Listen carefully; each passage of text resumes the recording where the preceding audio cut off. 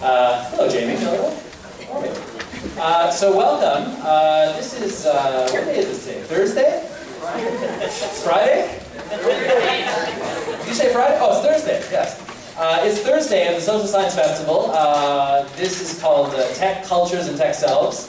My name is Abby Goldberg, and I am the organizer of this year's festival, so I hope if you've come to some other events, you'll enjoy it. Thank you. So if you've been to some sessions, you probably already know that many, but not all, of our sessions are looking at different aspects of technology in our lives. How do they affect us, for the better, for the worse? We are also looking at how the social sciences can help us to think about and understand technology in our ever-evolving societies and experiences. Not all of our sessions are related directly to technology. We have a good and interesting variety. And so this afternoon's speaker is going to touch a little bit on technology, but go in a lot of other very interesting directions as well. So in a moment, I'm just going to introduce our speaker. Before I do, though, I just want to remind everybody to please make sure, take a moment, turn those self-speaking technologies, cell phones off, pagers off. Don't want to hear anything going off in the middle of the talk, so make sure that is out of sight, out of mind. Thank you very much. So I'm going to introduce you to Peter, I hope I get it right, Peter Nikolantonakis. Is that pretty good? Peter Nikolantonakis graduated from Vanier in 1992. He is a Montrealer of Greek and Canadian descent. He is also wonderfully involved and interested in many aspects of everyday, ordinary social interaction in life here in our city and in our country.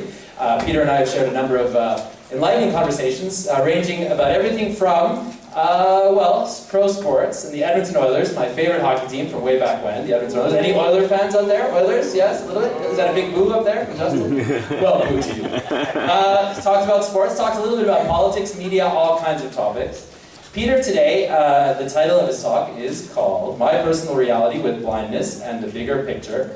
And he's going to he's graciously offered to come to us, and he came last year as well. He's going to share with us his experiences of being a sighted person to going through the experience of losing his sight, and then appreciating life thereafter.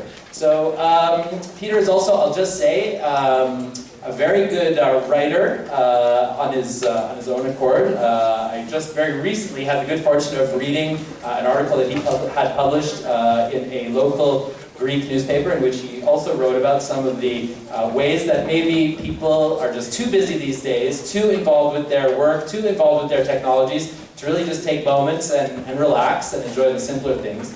So Peter, in short, has many things to share with us, so I will turn it over to Peter with no further ado. So here is Peter speaking about my personal reality with blindness and the bigger picture. So please welcome Peter.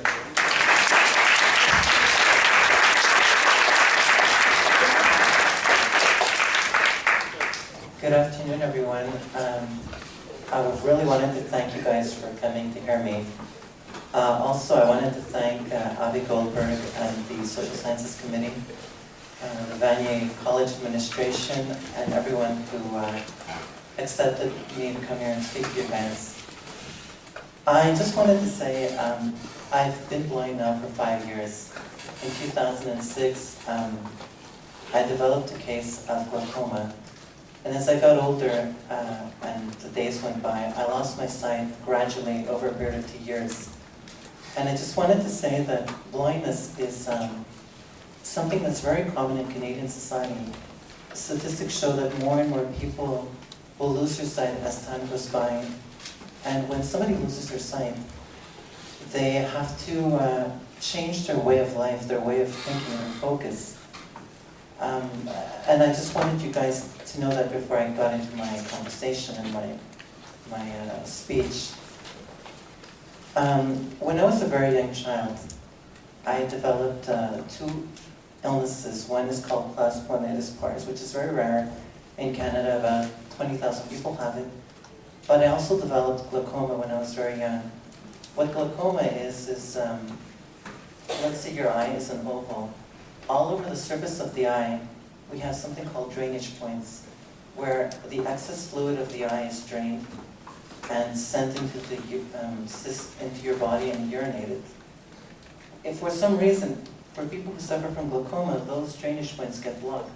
Science doesn't know why it happens. They just know that if it does happen, you have three outcomes to treat it. One is eye drops, which is probably the most common way of treating glaucoma and other eye illnesses. The other is laser, which is very common in our society today. There's not a procedure that doesn't involve laser. And the third, and the most drastic, is surgery. I went through all those three, and at the end, I couldn't save my sight and I lost my eyesight. And as you can tell, you know, when someone loses their sight, it is really a difficult time of your life. And when I lost my eyesight, you know, I was going to my eye doctor and I was taking my medication and following the treatment cycle and doing everything by the book. And in April of 2006, I went to see my doctor for the final time as a sighted person. So he looks at me and he says to me, "Peter, you've known me for how many years?" I said, 9. And he says, "That's correct." Yes. And he says to me, "I've reached the point where I cannot treat you anymore." So I looked at him and I said, "What do you mean you can't treat me?" He says, "Well, I've exhausted all medical avenues. I can't give you any more eye drops, I can't give you any more laser, and I can't give you any more surgeries." So I said, what are you trying to tell me? And he says to me, "Well, have you considered other options in your life?" I said, "Well, what do you mean other options?" He says, "Well, at this point in the evolution of science, in ophthalmology, I can't do anything more for you." So I said, "What are you trying to tell me? Be honest." He says, "Well, I would consider that you do something really different in your life." I said, "Can you please explain?" And then he said to me, "You told me once that you're a member of the Montreal Association for the Blind." I said, "Yes." He says, "Well, I would consider that you contact them, because at this point, there's nothing I can do for you." So imagine, here's a young guy in his late 30s, going in his 40s, and you hear this news and you're like, what do I do? How do I move on? Where do I go from here? So I got the news, I went home, locked myself in my room. For a period of 2 months, I became absolutely depressed. Because I knew every day when I opened my eyes, I would look outside my bedroom window and I could not see the sparrows, I could not see the cardinals. I could not see the sunrise or the sunset. All I know is that my eyesight was going completely dark. And I became a complete recluse. I didn't want to go outside. I didn't want to sit on my balcony. The only friends I had was my radio and my mom's plants. Those became my friends. Because I felt comfort and solace being around these things. So over a period of time, I realized I can't stay in my house all day. I can't avoid the world. I can't ignore my friends. And I can't ignore my family. So I called the MIB like my doctor had suggested. I went to see my caseworker and I said, "I need help." She says, "What do you need?" I said, "Well, number one, I want to learn how to be able to walk around the city with a white cane. And number two, I need therapy because I cannot move on in this world by myself without some sort of training." So I went to the MIB, and the first thing I learned was mobility training with my teacher, Sarah McDonald. So imagine your whole life you were able to see, and all of a sudden you can't see. You walk in her office, she greets me, and she says, "Peter, open your hands." I open my hand, and she gives me a white cane. I said, "What's this?" She says, "This is going to be your best friend." I said, "What is this?" She says, "This is a white cane. And as a blind person, you better start learning it and getting used to it." I said, "Well, what if I don't want it?" She says, "Well, you have the right not to take it. But if you walk out of this building, you're going to smash into a truck or some car is going to hit you." So I said, "Well, okay, in that case, please give it to me." So she gave me the cane, and we started working for a period of 6 months. I would walk on Sherbrooke Street, right outside the MAB in Concordia University. She taught me how to cross streets. She taught me how to use the metro, how to walk on the sidewalk, how to climb up and down stairs. And for a person who was able to see most of your life, to use a cane is a huge reality check. So I learned, after 6 months I graduated and I got my cane, and it's become my closest friend ever since then. The second thing I did was, I did 17 months of therapy to help me deal with issues of blindness and being able to communicate in a social reality which we all live in. And in that time span, I learned to deal and talk to my friends and how to relate to my friends, how to relate to society. It was a very difficult and introspective look at how to be blind, because most of my life, like you guys, I was able to read the Globe and Mail, I was able to read the National Post, I was able to read my assignments that Shirley would give me and the teachers here at Vanier. And now to have that gone, it's nothing that I can describe to you. So I did 17 months of therapy, and when I finished, I saw the light at the end of the tunnel. I was able to be sociable and to talk with people and to talk to my family without feeling like my world's going to end. After I finished my therapy, I enrolled in a program called Computer Training for Blind. It's a program that's offered at the Montreal Association for the Blind for people who are blind or suffer speech impairments, to use an automated program on your computer to write documents, surf the net, and send email. So I worked with my teacher, Ron Peltier, for a period of about 14 months, and I learned how to create documents, how to navigate the internet, how to send email. So in that sense, yes, I was blind, but at least I could use my computer to communicate with people, which I never thought I could do. When I lost my eyesight, I thought to myself, there's no way I can use a computer again. It's over. There's no more life for me. Life as I knew it is finished. And then the last thing I did at the Montreal Association for the Blind was learn Braille. Now imagine you were able to read Newsweek and Time and the Globe and Mail and National Post and watch television, and now you're forced to use your fingers to read documents, learn a new different language, not like the English alphabet that you guys know, but a language where all you know is bumps. And that is quite a shocker. I mean, the first day, I remember it like it was yesterday. I walked in the class, my teacher introduced herself and I introduced myself. And she says to me, Braille might be a shock to you, but you can overcome it and you can learn something. And I hope you'll be brave and take the challenge. So I said, okay, fine. What do I have to do? So she puts a sheet of Braille paper in front of me and introducing me to the Braille alphabet. And I'm like, what's this? She's like, this is going to become your closest friend after your cane. So I'm like, okay. She says, scan your fingers across the page and tell me you can feel anything. So I scanned my fingers and I couldn't feel a thing. I said, Charlene, I can't feel anything. She's like, don't worry, in time you will. I said, when you say time, can you be more specific? And she says to me, around maybe 3 months. So for a period of 3 months, I couldn't feel a thing.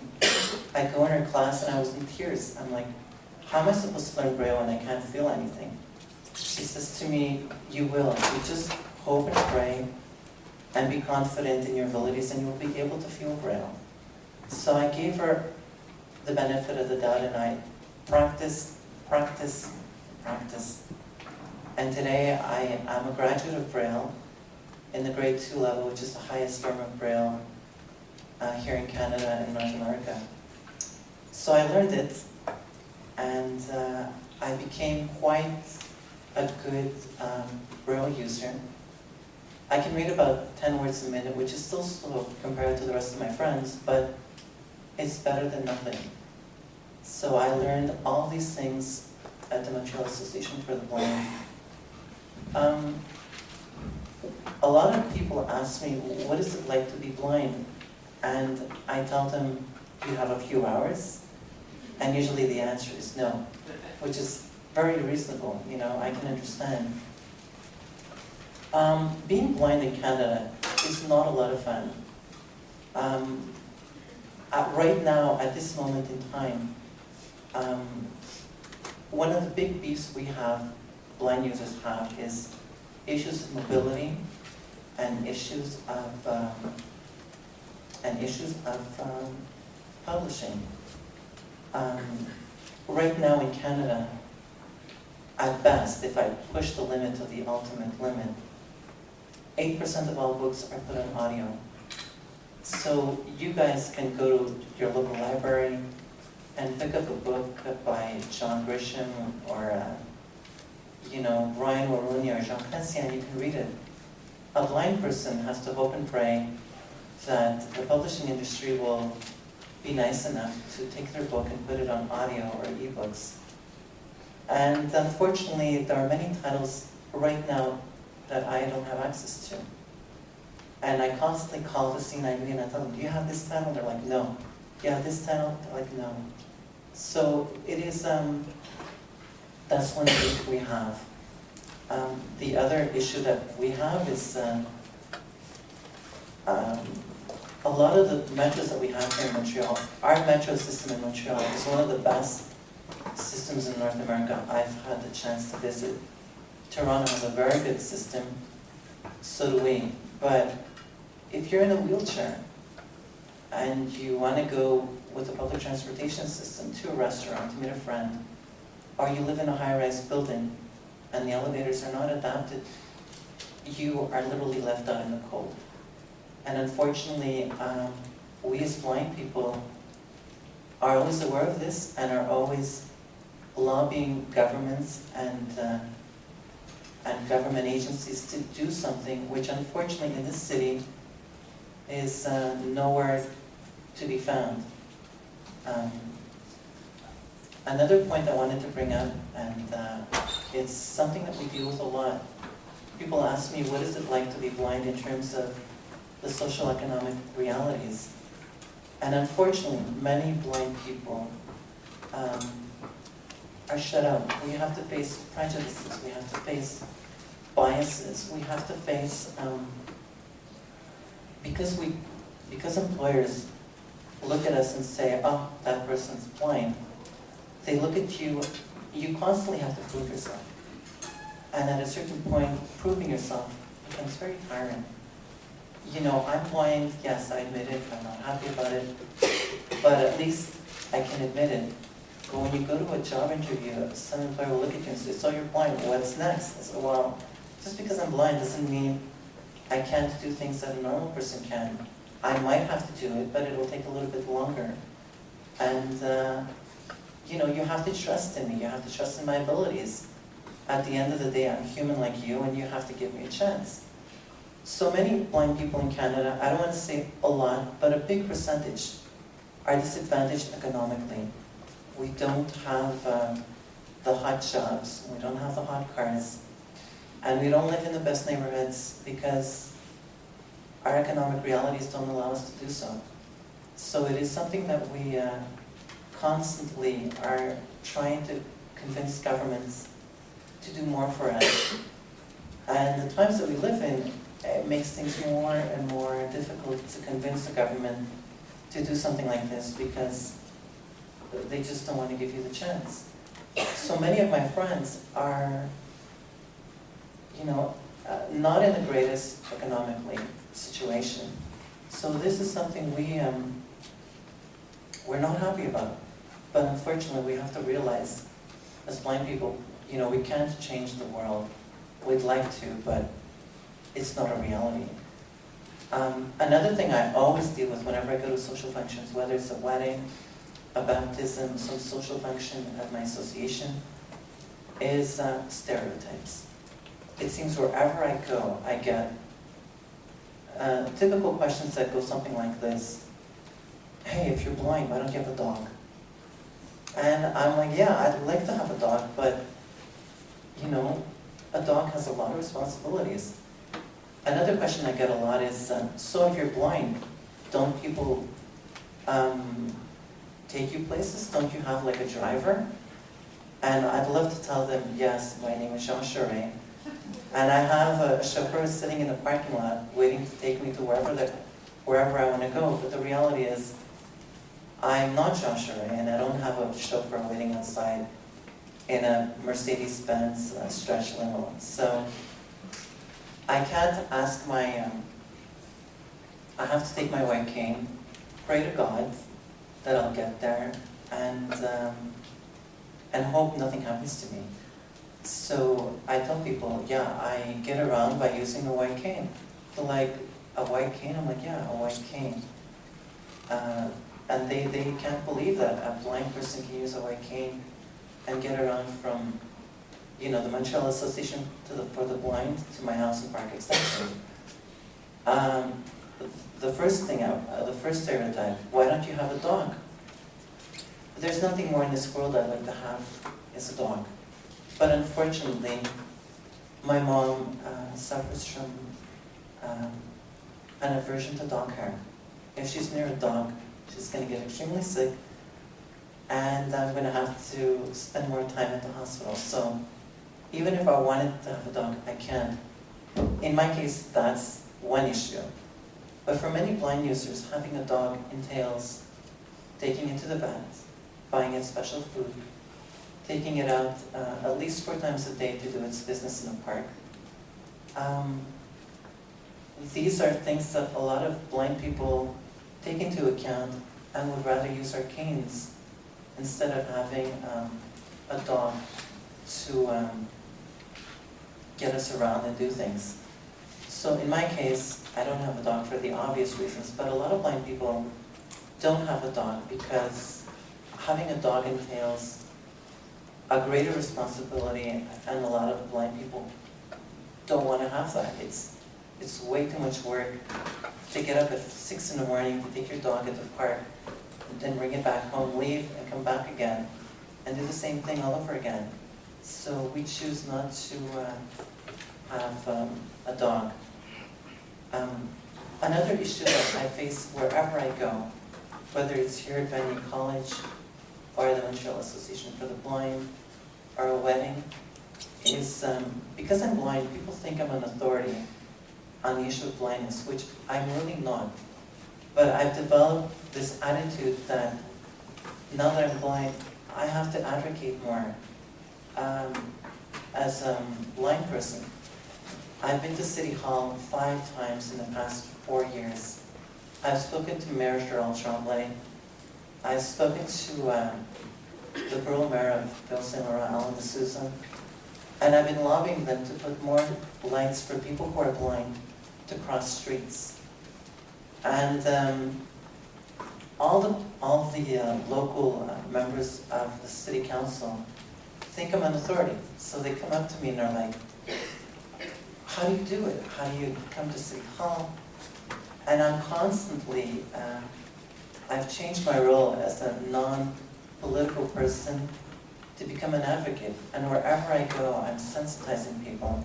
I'm bringing awareness. I'm constantly telling people, look, just because I'm blind, I want to be able to sit in a crowd like you guys and be ignored. I don't want to talk about blindness. I don't want to talk about issues of awareness. I don't want to talk about issues of educating everyone I meet, because after a while, it can become very, very unmotivating. You go somewhere and they ask you, so what is it like to be blind? And you have to explain to them. So why don't you have a dog? And you have to explain to them. So why don't you have somebody take you around? And after a certain time, constantly bringing awareness and sensitizing people can become such a pain that you just want to tell people in a very polite way, just leave me alone. And I don't want to do that, because being in my shoes, everybody's a friend, and it's an opportunity to educate people, but also in the same light, I don't want to be that person who's constantly educating, you know, my cousins, my family, my friends, people I meet at a wedding, or heaven forbid, at a funeral. It becomes very tiring. When I was able to see, I never had this problem, but now I've been forced in such a situation where everywhere I go, I'm constantly educating people. So this is one aspect of my life that if there was a way I could reverse it, I would, but I can't. So I have to constantly be on, like an actor, 24 hours a day, 7 days a week. And that is a part of my reality which I'm really not happy about, but I'm forced to do. At this point, I'd like to change things a little bit. One of the questions I get asked a lot is, if you want to lose your sight, how do you cope with the reality of not seeing? And in my personal experience, I found 4 things that have made a huge difference in my life. And I'd like to express them to you guys. When I first got the news from my eye doctor that I'm going to lose my sight, I was devastated. I thought my world was finished. And being in this hall, I thought to me it was impossible, it would never happen. So one of the things I learned as a blind person to deal with blindness is every day to deal with blindness on a day-by-day issue. I found that there are little things in life that are so significant that people unfortunately don't spend time to sit back and notice. For example, we're all in a rush wherever we go. It seems the clock is our enemy. And I tell my friends and relatives, take some time and, you know, when you're coming home, stop at a park. I know it sounds crazy. Sit at a bench and listen to your surroundings. Close your eyes so you can understand what it's like to be blind. And I tell people, you know, listen to that cardinal chirping away. Listen to that sparrow, you know, chirping away. Listen to the kids in the sandbox playing with each other, you know, building a castle, building a road. Those will make your journey as a blind person so much more significant. Not just my journey, but your own. Another thing I found that helped me overcome my blindness was having good friends.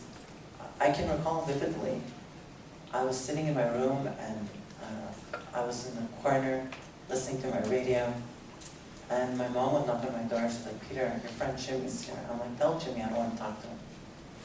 And my friend Jimmy would come in my room, grab a chair and sit on my desk. I said, "Jimmy, what do you want?" He said, "Come on, you have to go out." I'm like, "I don't want to go out. I just want you to stay away." He said, "You don't mean that." I said, "I do. I want to be left alone." So my friend Jimmy and John, God bless their souls, they would stuff me in a car, and we would go to Bernard Avenue in Park-X and St. Viator, and they'd sit me down at a table, and they'd buy me coffee, and they'd tell me, "Talk." I'm like, "I don't want to talk." So they would talk, and I would just listen. I totally ignored them. They would talk to me, and I pretend I wasn't listening to them. Thank God I had friends like that, because at the end of the day, they enriched my life, and they made me the person who I am today, who's here at Vanier College talking to you guys. I remember it would be late at night, like around 9 o'clock, and my relatives would call me and say, "Let's go for a drive." And I'm like, "I don't want to go for a drive. I just want to sit here and hang out with my plants and listen to talk radio, whether it was the T990 or Q92, and I want to listen. I don't want to be anywhere near people." They're like, "You got to get out." I said, "Well, some other day." So some of my cousins and friends would come and drive me, and I'd go out. I'd be in the car and I would not talk to them. And they're like, don't you want to talk to us? I'm like, no. Because I was at a complete shock at what had happened to me. So, good friends for me has made me what I am today. It's been a huge blessing, and I'm so grateful and thankful. The third thing that I found very wonderful for